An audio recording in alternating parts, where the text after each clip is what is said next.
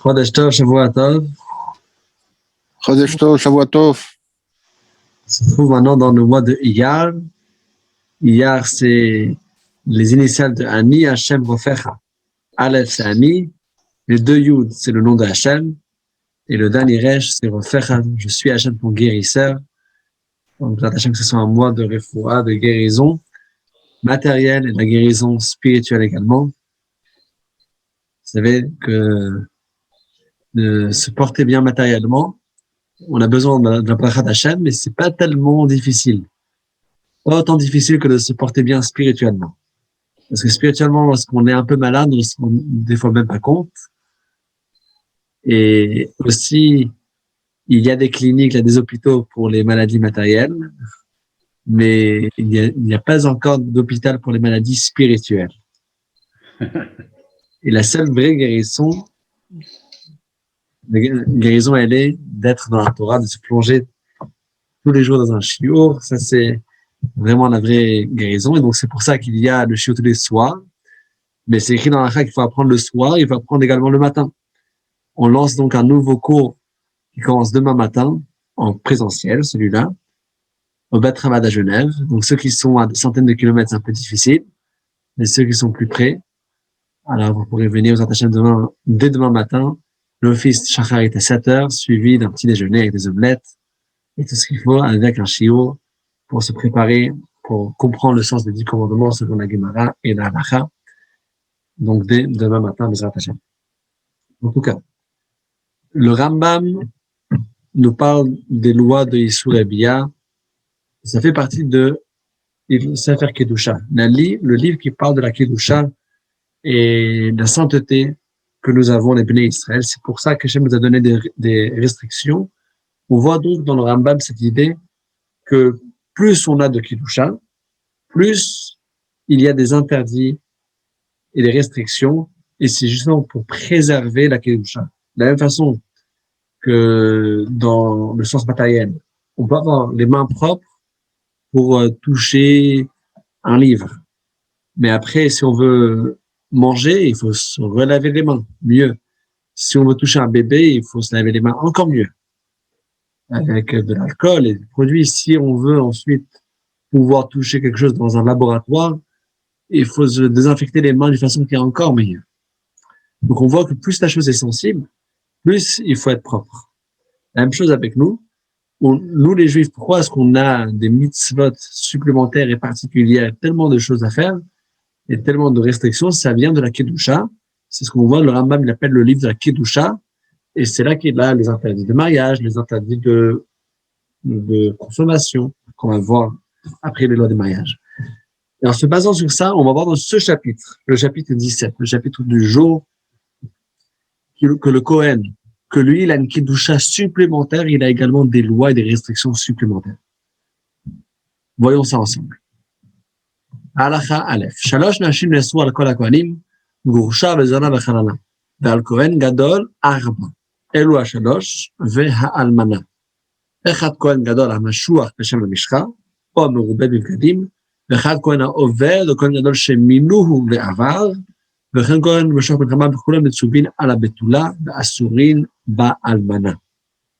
Tous les Kohanim ont l'interdiction de se marier avec 3 femmes, que ce soit une divorcée, une femme zona et une halala, qui est née d'une relation qui n'était pas cachère pour un Kohen. Le grand Kohen, le Kohen Gadol, il dit que ça change pas dans quelle configuration il soit, que ce soit un Kohen Gadol qui était nommé par le Shem la Mishra, par l'huile d'onction, que ce soit un Kohen Gadol dans l'époque du deuxième Beth Amikdash dans laquelle il n'avait plus ce Shem la Mishra, plus cette huile particulière, et dont la nomination était faite juste avec les vêtements supplémentaires du Kohen Gadol qui était qu'il s'habille avec, c'est avec ça qu'il était nommé, que ce soit qu'il est actif ou bien qu'il était nommé et qu'il n'est déjà plus de service. Également, le Kohen qui est nommé pour la guerre, mais toujours un Kohen qui était nommé responsable pour parler aux Juifs avant de sortir faire la guerre. Tous ces Kohanim-là, ils sont considérés le grand Kohen, le Kohen Gadol. Ils ont un 4e cas d'interdit de mariage. et c'est avec la femme veuve. La femme veuve, elle est permise pour tous les Kohanim, sauf le Kohen Gadol. Lui doit se marier spécifiquement avec une Betula, une femme vierge.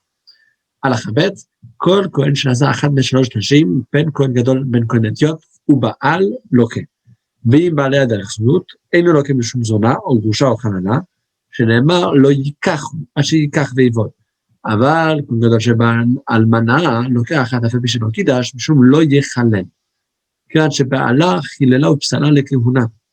הזונה וחננה וגרושה הן מחוללות ועומדות קודם בעילתו. לפיכך לוקח כהן גדול על בעילת אלמנה, אף על פי שאין שם קידושין, שהרי חיללה ומוזר שלא יחלל, כשירים לא אישה, לא זרוע.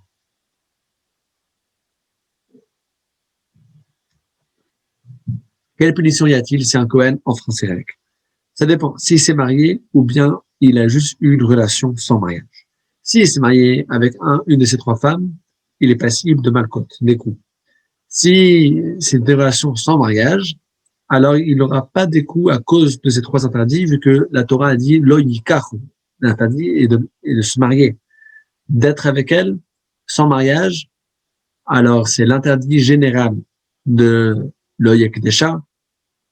Alors il sera puni pour l'interdit général de parler avec une femme avec laquelle il n'est pas marié, même si la femme, elle est libre, elle est mariée avec personne, mais quand même, sans mariage, on ne va pas avec une femme. Donc ça, il a enfreint cet interdit général, mais il n'aura pas de malcote à cause du fait que lui, c'est un Kohen et elle, c'est une femme qui est divorcée, etc. Parce que là-bas, la Torah a dit que le Kohen n'a pas le droit de se marier. Mais s'il est sans mariage, il n'a pas enfreint cette loi, mais je précise, il a enfreint la loi générale qui est de ne pas aller avec une femme avec laquelle on n'est pas marié. Par contre, le Kohen Gadol, qui est allé même sans mariage, avec une femme veuve, il est passé de malcote. Pourquoi? Parce que il a rendu cette femme halala, elle ne pourra plus se marier avec n'importe quel Kohen. La femme veuve, avant, elle pouvait se marier avec tous les Kohen, sauf le Kohen Gadol. Mais si elle était une fois avec un Kohen Gadol, il a donc enfreint les règles, alors il rend cette femme invalide pour tous les autres juifs. Là, c'est un interdit de rendre une personne invalide pour les mariages avec un Kohen ou avec quelqu'un d'autre. Et la halacha dalet, la halacha gimel, pardon. Kidesh Kohen Gadol Almana, on va voir bientôt dans la halachot différentes conséquences qu'il y aura avec le Kohen qui fait des avérotes dans les mariages. Kidesh Kohen Gadol Almana ou Ba'ala lokesh shtayim achad shum almana lo yikach v'achad shum lo yichalel. Ou ben Kohen Gadol ou ben Kohen Idiot shnasa isham na'arba ve'lo ba'al en loke. בכל מקום שהוא לוקה, היא לוקה, בכל מקום שאינו לוקה, היא אינה לוקה, שאין הפרש בין אישה לאיש לעונשין, אלא שפחה חרופה בלבד, כמו שבארנו. Alors, un Kohen Gadol qui a fait Kiddushin, et également il s'est marié, et il était allé avec une femme veuve, il va recevoir 2 fois malkout. Une fois pour l'oyikach, une fois parce qu'il était avec elle avec un mariage, et une autre fois aussi parce qu'il a rendu cette femme invalide pour tous les Kohanim. Une femme qui était avec un Kohen alors qu'elle n'avait pas le droit d'être avec lui, elle devient halal. Donc il a ces 2 choses-là. Mais par contre, si un Kohen s'est juste marié, il a fait l'acte de mariage, mais sans aller ensemble concrètement avec une de ces 4 femmes qui sont interdites, il n'a pas de malkout. Et dans chaque cas que l'homme n'a pas de malkout, la femme aussi n'a pas de malkout, quand il y a un homme et une femme qui font une affaire ensemble, ils ont la punition la même, dans tous les cas, sauf une exception qui était mentionnée, l'exception de la chiffre Haroufa. Mais sinon, à part une exception spécifique, c'est la même punition qui sera donnée aux deux. Bien sûr, si c'était fait volontairement, etc. Halakha dalet. Kol Kohen Abba ala Goya. Ben Gadol Ben Etiot Lokem Mishum Zona, Sharei Einam Bat Kiddushin. Un Kohen qui se marie, qui va avec une Goya, alors il reçoit malkout parce que c'est une zona pour lui, parce qu'il n'a pas il ne pourrait pas se marier avec elle. Chaque femme qu'on ne peut pas se marier avec elle, c'est considéré zona. Alachahe achalutza asura l'kol midivre sofrim mipnei shehi ki grusha umakin adam nato makin madot midivrehem כהן שעשה ספק חלוצה, הם מוצאים אותה מתחתיו, והיא כשרה ובלתה כשר, ושלא גזרו על ספק חלוצה, אלא חלוצה ודאית, וכן שעשתה ספק גרושה, ספק זונה, ספק חללה, מרכין אותה מלכת מרדות ומוציא בגט. La chalouza, c'est la femme que son mari est mort, sans laisser de descendance, mais il a laissé un frère. Alors, cette femme-là s'appelle une Yevama. Elle a deux options. Soit c'est de se marier avec le frère du défunt, le frère de son mari qui est mort, soit que le frère du mari fasse khalitza, la mitzvah qui est pour couper le lien. On va pas construire le nom du frère qui est défunt et on fait le khalitza, on se sépare. La khaloutza, est-ce qu'elle est considérée femme divorcée ou pas? Et ce qui change, c'est que si elle est considérée divorcée, elle n'aura pas le droit d'arrêter de se marier avec un Kohen. Mais si elle n'est pas considérée divorcée, une veuve, elle est permise au Kohen. Juste au Kohen Gadol, elle est interdite. Sinon, au Kohen simple, une femme veuve, elle est permise. Alors la khaloutza, c'est une veuve uniquement, ou bien c'est également une divorcée? On dit, c'est pas une vraie divorcée, mais puisqu'elle ressemble à la divorcée, les chachamim ont instauré qu'elle aura les mêmes lois comme la divorcée par rapport au Kohen. Un Kohen qui se marie donc avec elle va recevoir des coups qui étaient instaurés par les sages. Mais si c'était un doute, si elle était khaloutza, des fois que la femme elle est allée avec un autre homme, elle a reçu, par exemple, je donne un exemple de sfek khaloutza. Son mari est mort, sans laisser d'enfant. Elle a fait khalitza. Et la halakha dit qu'elle doit attendre 3 mois avant de se marier avec n'importe qui. Pourquoi 3 mois? Pour voir si elle est déjà enceinte ou pas. Mais elle n'a pas obéi. 1 mois plus tard, elle s'est déjà mariée. Alors, quand l'enfant il est né, on ne sait pas si l'enfant il est né au bout de 9 mois du premier mari qui est défunt. Mais peut-être il est né du deuxième mari, il est né prématuré, il est né au bout de 7 mois. Donc il y a des fois des cas qu'on ne peut pas voir sur l'enfant s'il est né prématuré ou pas, entre 7 mois et 9 mois. En ce cas-là, si c'était le fils du premier, la khalitza, c'était pas une vraie khalitza, parce qu'il avait pas besoin de faire une khalitza. Le premier mari, il a laissé une descendance. Quand il a laissé une descendance, la femme, c'est une veuve. Elle n'a aucun rapport avec le frère. Donc la khalitza, elle ne voulait rien dire. Mais peut-être c'est le fils du deuxième, et là, la khalitza, elle voulait oui dire quelque chose. Donc, dans ce cas-là, quand c'est un safek khalitza, alors les sages, ils ne vont pas interdire pour le Kohen. Al-Chavav, כלל גדול ובכל האיסורים של התורה, שאין איסור על האיסור, אלא אם כן היו שני האיסורים בין כאחת, או שהיה איסור אחר, מוסיף דברים אחרים על אותו האיסור, או אם היה כולל דברים אחרים על איסור זה.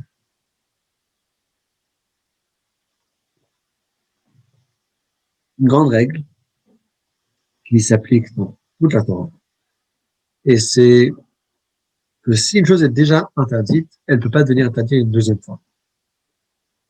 Ça veut dire, qu'est-ce que ça change pratiquement? Ça veut dire que on ne va pas le punir 2 fois.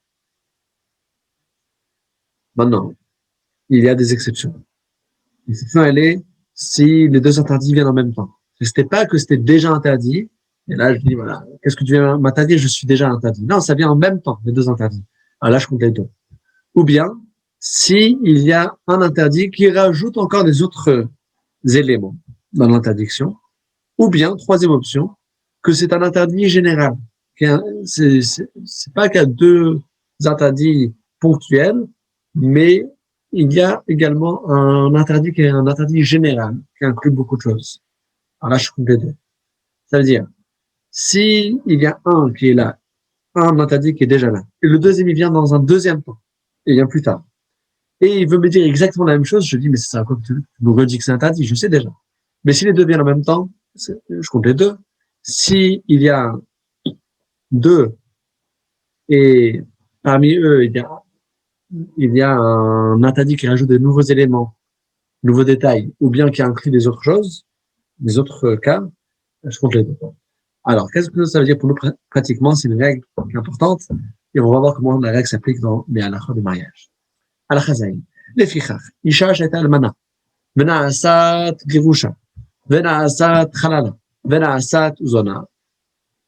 Une femme malheureuse, elle a passé par toutes les étapes. Elle était almana, son mari est mort. Elle s'est mariée avec un deuxième, et elle s'est fait divorcer. Maintenant, c'est les deux déjà. C'est une veuve et c'est une divorcée. Ensuite, elle est devenue Khalala. Elle était avec une relation qui n'était pas bonne, et elle est devenue également Zona. Et il y a un Kohen Gadol qui est allé avec elle. Alors, on va aller à Kohen Gadol, à Charkar, le Karba, Malkiot, Biyachat, Petish Almana, souvent le Kohen Gadol, ou Moutret Ledio. Chazra, Liot Gusha, ne sait pas Issou, le Nesra, le Kohen Ledio. Le Ferra, ne sait pas Issou, Achar, la Issou Almana, Badaï, ni Moutret Ledio, Trouma. Na'asat Khalala, ne sait pas Issou, le Nesra, le Trouma. Badaï, ni Moutret Ledio, Israël. נעשה זונה, ולמשך מזנות שעושה את ישראל, היא זונתה אשתו ברצון, נוסף בה איסור אחר. Alors, le Kohen Gadol qui va aller avec cette femme-là, il va recevoir 4 fois les coups. Pourquoi 4 fois les coups? Parce que c'est pas juste plusieurs interdits qui se répètent, mais c'est des interdits qui sont différents à chaque fois. Il vient en 4 temps, c'est vrai. Mais tout d'abord, la femme, elle était déjà veuve, donc c'est déjà une fois un interdit pour le Kohen Gadol. Mais ensuite, lorsqu'elle devient divorcée, c'est pas juste que je répète, elle est interdite. Maintenant, on dit elle est interdite pour le Kohen Gadol et pour le Kohen Idiot. Donc, c'est un interdit qui rajoute des autres choses. Donc, je compte ça comme un deuxième. Mais après, lorsqu'elle devient Khalala, alors ça rajoute encore une troisième chose, que cette femme-là, même si c'était une fille de Kohen, elle ne pourra pas consommer la trouma qui est dédiée pour les Kohanim. Mais elle peut toujours se marier avec un Israël, mais si elle est devenue Zona, parce que dans un des mariages, volontairement, elle est avec un autre homme, derrière le dos de son mari, elle sera également interdite pour un Israël, pour un juif simple. Alors, c'est-à-dire quoi? C'est-à-dire que si une personne, sa femme, pendant qu'il est marié avec elle, sa femme est avec un autre monsieur, volontairement, cette femme-là n'a plus le droit de rester avec cette femme. Alors, ça rajoute 4 interdits qui sont des interdits différents et spéciaux parce que chaque fois, ça rajoute des nouveaux éléments. J'ai rajouté également que tous les Kohanim sont interdits. J'ai rajouté également qu'elle ne peut pas manger à Trouma. J'ai rajouté également que son mari, qui est Israël, ne pourra pas se marier avec elle. Alors, finalement, le Kohen Gadol qui est avec cette femme-là, il va recevoir 4 fois les coups. Alors, והוא הדין לכל נדיעות שבא להקדושה, שנעשית חללה, ואחר כך זונה, ושמבקש 3 על פי אחת, אבל מי שתנס על הזה, נוקר לה אחת, מי שתמנה אנשים הרבה, ונגשם אנשים הרבה, נוקר עליה, אלא אחת על כל פיה. La même idée pour un Kohen simple, qui est allé sur une femme qui était Groucha, qui est devenue Khalala, qui est devenue Zona, il va recevoir 3 coups. Mais si c'était fait à l'envers, tout d'abord t'es Zona, et ensuite Khalala, ensuite Groucha, il va recevoir juste une fois les coups. Pourquoi? Parce que une fois que la femme est Zona, elle est déjà interdite pour tout. Elle est interdite pour le Israël, elle est interdite pour la Trouma, et elle est interdite pour le Kohen. Donc le deuxième interdit qui vient, qu'elle devient Khalala et qu'elle devient divorcée, ça ne rajoute rien de nouveau. Tant que ça n'a rien rajouté de nouveau, je ne le compte pas comme un issour supplémentaire. Et sur ce même poids, il dit que si il y a une femme qui est devenue veuve plusieurs fois, elle s'est mariée 2 fois et 2 fois le mari est mort. Ou bien elle a été divorcée plusieurs fois. Elle s'est fait divorcer 2 fois, 3 fois, 4 fois. Dans tous ces cas-là, je ne vais pas dire que je compte chaque fois qu'elle se fait divorcer. Non. Puisque c'est une femme divorcée, alors, pour le Kohen, qui n'a pas le droit de se divorcer, ça compte comme 1. Même si tu es divorcé 5 fois, 10 fois, 1000 fois, j'espère pas que ça existe quand même. Mais en tout cas, c'est compté comme 1 parce que c'est le même interdit. À la tête, Almana, ben mina irusin, ben mina nisuin, asura, Kohen gadol shemet achiv, afabishu mina irusin, harei ze lo yabem, el acholetz. נפלה לא יבמה, והוא כהן אדיוט, ונתמנה להיות כהן גדול, אף על פי שעשה במאמר שהוא כהן אדיוט, הרי זה לא יבם אחר שנתמנה, אבל אם הרס את האלמנה, ונתמנה להיות כהן גדול, הרי זה יכרוס אחר שנתמנה, ואתה מקודש את ספק קידושין, ומת ארוסה, הרי זו ספק אמונה. Alors, ce qu'il dit ici, c'est que une almana, une veuve, que ce soit juste après de faire les kiddushin, d'obtenir la bague, ou bien la valeur de la bague, avec la phrase ou bien que ce soit un mariage, et qu'après elle est devenue veuve, elle est interdite pour le Kohen. Alors, ce qui fait donc une chose très, très intéressante, il y a la mitzvah de Yiboum. On mentionnait avant que s'il y a une personne qui est décédée sans laisser d'enfant, mais qui a laissé un frère, alors il y a une mitzvah que le frère baptise et maintienne le nom du frère décédé. Il va se marier avec la femme, et le premier enfant va porter le nom de celui qui est décédé, frère décédé. Alors, si le frère de ce défunt, c'est un Kohen Gadol, il ne peut pas faire Yiboum, juste Khalitza, il doit juste couper et rompre le lien. S'il était Kohen simple, c'est une veuve, il peut se marier avec elle. Mais on dit que si, par contre, c'est un Kohen simple, et il est devenu Kohen Gadol, ça dépend. S'il a déjà fait le Kiddushin, c'est bon, il peut rester avec elle, mais s'il n'a pas encore fait le Kiddushin, même s'il a juste dit qu'il va le faire, il ne pourra pas se marier avec elle. Et si elle était Mekudeshet, si elle était juste, si elle avait juste un lien de mariage avec un Kiddushin, qui était fait par le doute, on ne sait pas si c'est un Kiddushin qui était caché ou pas, et que le fiancé, il est mort, est-ce qu'elle est considérée comme une veuve ou pas? On dit, c'est un doute si elle est une veuve. Dans ce cas-là, le Kohen Gadol ne peut pas se marier avec elle, mais le Kohen Gadol, s'il était avec elle, il ne va pas recevoir les coups, vu que c'était uniquement une s'affaire avec un homme. Alors, Chayoud, מצד עשה לכהן גדול שאיסה נערה בתולה משתקוות יאסר עליו, שנאמר אישה בבתולה כך, אישה לא קטנה, בתולה לא בוגרת, יצאת כבר קטנות, בכלל בגרות לא באה, זו נערה, ונעשה שתי נשים לעולם כאחת, שנאמר ייקח אישה אחת ולא שתיים. Alors, le Kohen Gadol, c'est une mitzvah qui se marie avec une femme, que c'est son premier mariage, et également une chose supplémentaire, qu'elle se marie avec une femme qui est Nahara, donc qui est ni petite, malgré que de la Torah, un homme peut se marier avec une femme qui n'est pas encore bat mitzvah, mais lui doit se marier avec une femme qui est déjà bat mitzvah, qui est grande, mais une femme qui n'est pas considérée une femme qui est bogeret. Donc, la mitzvah, c'est que ce soit une Nahara, une jeune fille, après l'âge de 12 ans, entre 12 ans et 12 ans et demi, et il n'a pas le droit de se marier avec deux femmes, malgré que de la Torah, un autre homme peut se marier avec deux femmes. הלכה י"א, כהן גדול שלא יישא איש מכת עץ, אף על פי שכבר נבלה, נבלה שלו כדרכה, ארזו נבלת כדרכה, נבלה כבהמה ארזו מותרת, כהן גדול שנעשה בעולה נוקה, אבל מצוי בכת, נעשה בגדרת מכת עץ, הרי זה יקיים. Alors, une femme qui a perdu la bétoula, donc, elle est plus vierge, mais pas parce qu'elle a eu une relation avec un homme, mais juste parce qu'elle a eu un coup, dans cet endroit-là, alors le Kohen Gadol ne doit pas se marier avec elle, mais si c'est marié avec elle, il peut rester. Et si elle a eu des relations pas selon l'habitude des choses, quand même, il ne faut pas qu'il se marie avec elle. Si par contre elle était une fois avec un animal, alors c'est pas considéré rien du tout, et donc là, elle serait toujours permise. Alors, Hayut Bet, Eras Be'ulam, Nitmana Kohen Gadol, Reze Ekchnos, Achash Nitmana, אנס בן הערב בתולה פתאותה אפילו אנסה פתאה כשהוא יתיות, נתפנה את הגדול, קודם שיכנס, אחרי זה לא נכנס, נכנס מוציא, הרזת הקטנה והריקה תחתיו קודם נישואין, אחרי זה נכנס, משתנה גופה, ומכנס לא יוצא.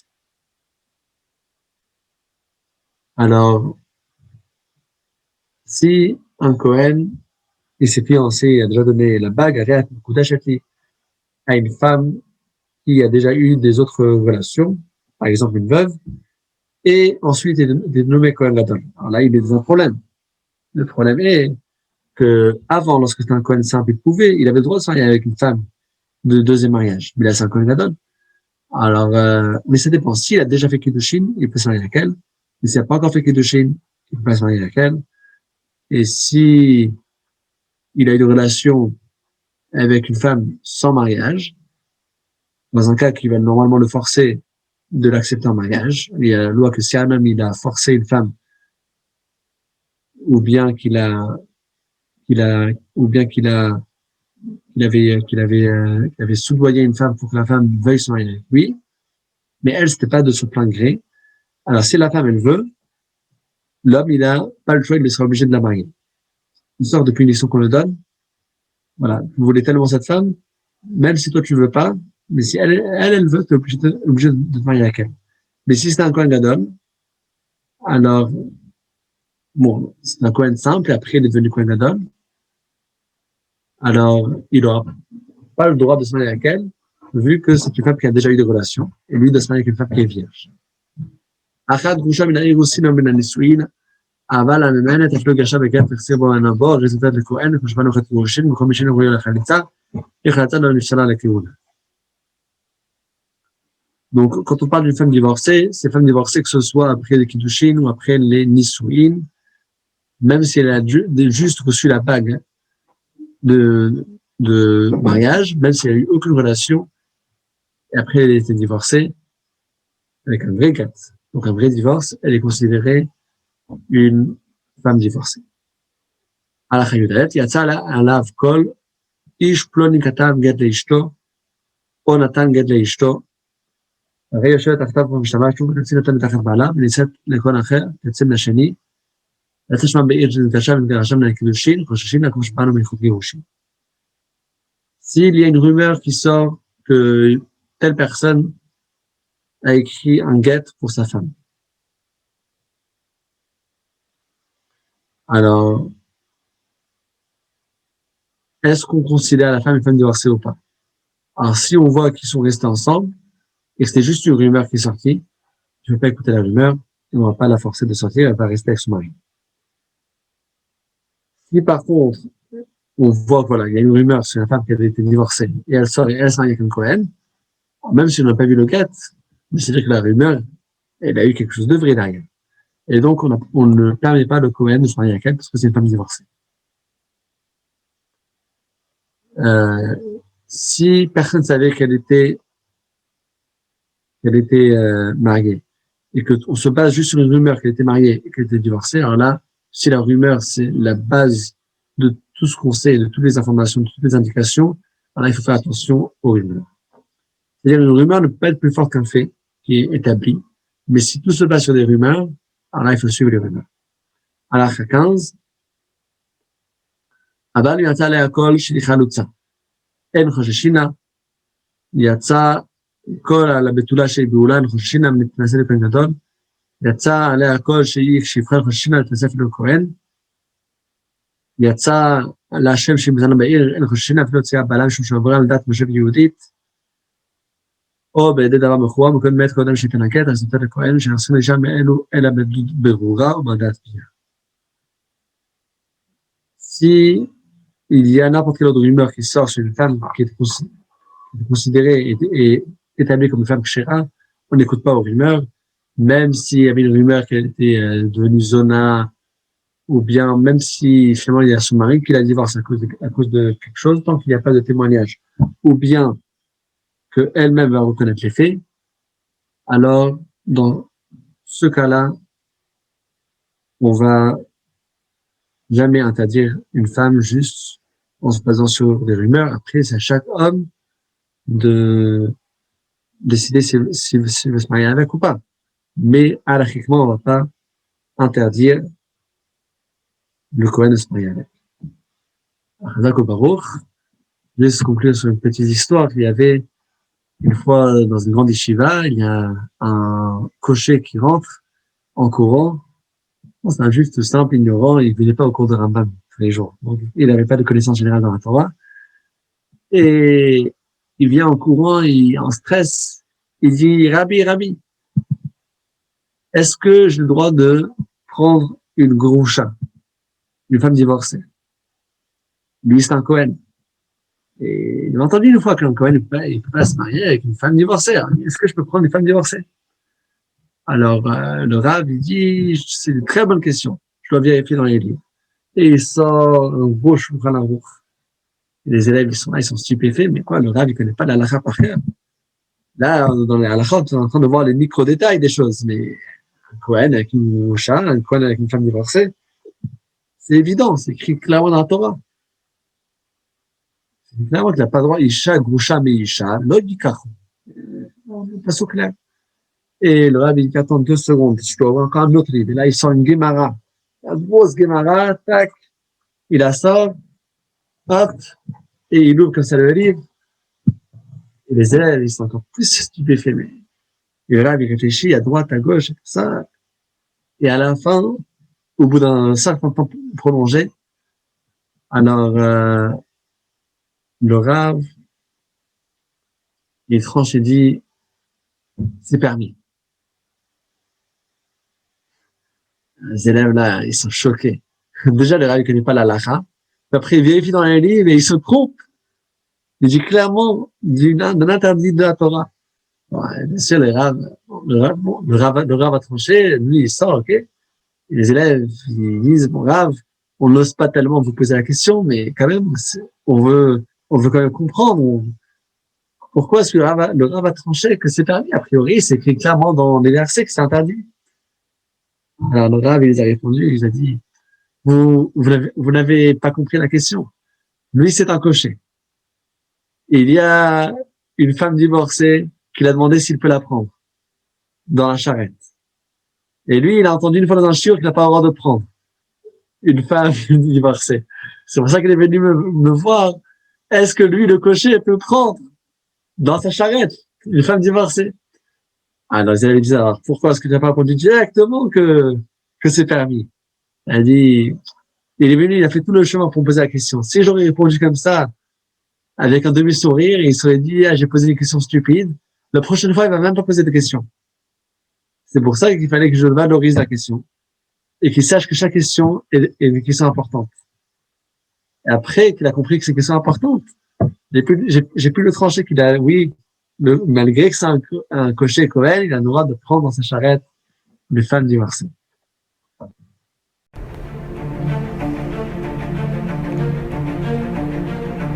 Et si connaître toute la Torah était possible, plongez-vous dans les joyaux de la Torah. Étude du Rambam, le Maïmonide, cours de qualité par des rabbins francophones aux 4 coins du globe. Un chapitre chaque jour, à raison de 20 minutes, pour finir en moins de 3 ans l'apprentissage de la Torah. Relevez le challenge, tous les soirs en direct à 20h30 ou 21h30 heure israélienne. Nos cours sont accessibles à tout moment, YouTube, Facebook et sur notre site torah24.com.